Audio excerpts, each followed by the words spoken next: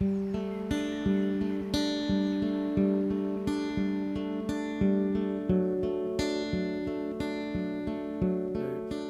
hook I'm using is a Kamasan. It's a B170 size 14.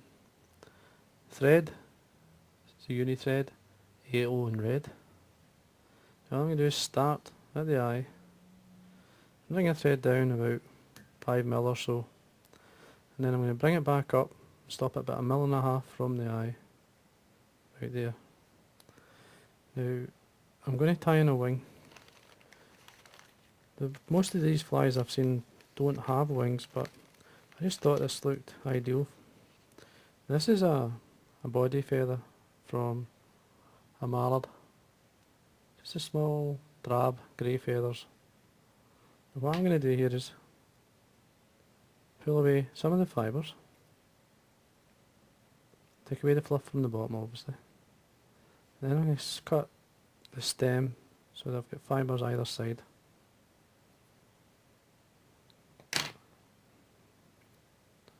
You want an even split, so you get a kind of small V. Now with the curve of the feather going up, just a couple of loose turns and then pull. Now you're looking at length round about at least the length of the hook, just a wee tad short there, so pull it back. Another turn in. See how it's sitting? That's fine. Then I'll come in on the top end of the hook, trim away at a slight angle. Now the hackle.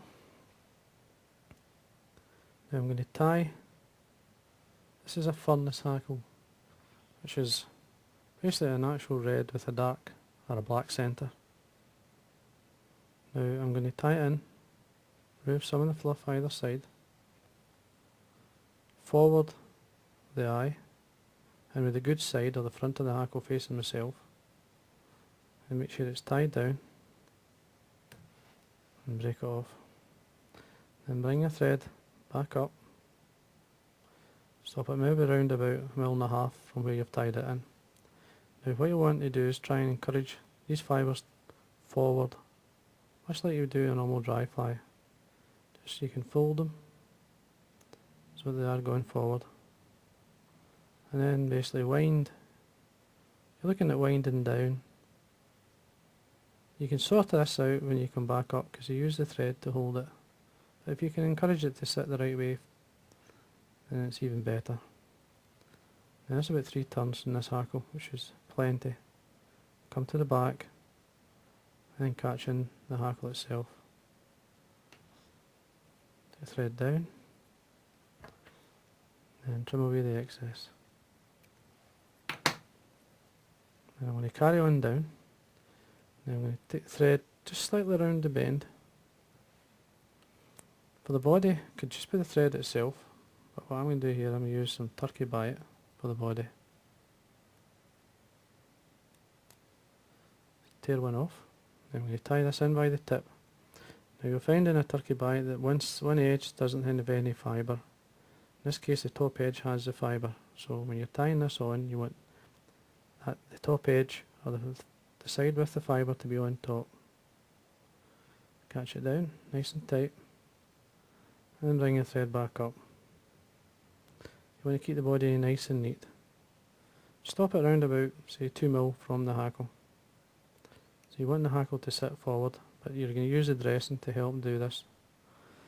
Then to protect the turkey Biot, all I'm doing is put some fine coating of super glue on the top, and then as you bring your Biot round, you want the fibre to be at the back. So the leading edge is the edge without the fibre. Just work your way up. Forms a lovely body. When you get to this point here, bring it across your thread.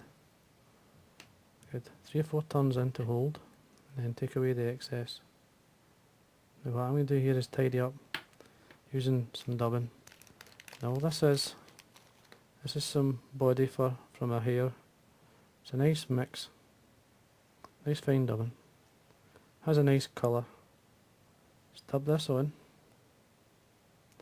slide it up, This is basically going to tidy up. Just wind it. It's like a small thorax down. You want to come over the hackle. Just drawing it back, much like a funnel.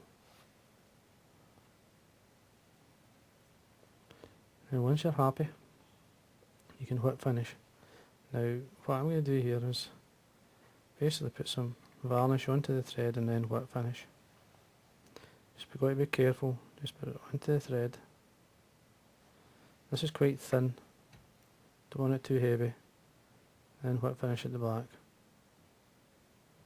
4 times is plenty. And trim away. Now there you are. Now that's your Tenkara style fly.